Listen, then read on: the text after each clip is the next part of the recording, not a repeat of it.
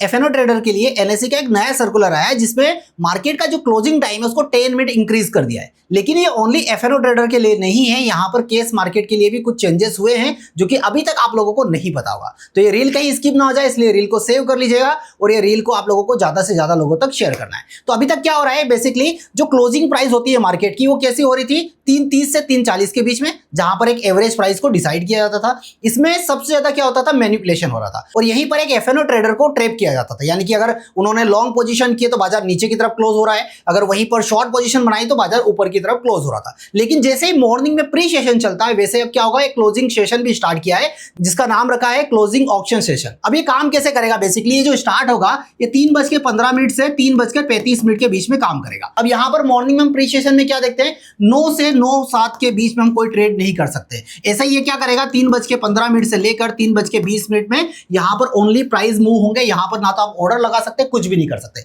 लेकिन 3:20 से लेकर 3:25 तक आप क्या कर सकते हैं, आप अपने ऑर्डर लगा सकते हैं, मार्केट और लिमिट दोनों के साथ में। जैसे ही 3:25 होगा, यहां से लेकर 3:28 के बीच में अगर आपको ट्रेड लगाना है तो आप ओनली लिमिट वाला ट्रेड लगा सकते हैं, यहां पर उस ट्रेड को मॉडिफाई नहीं कर सकते।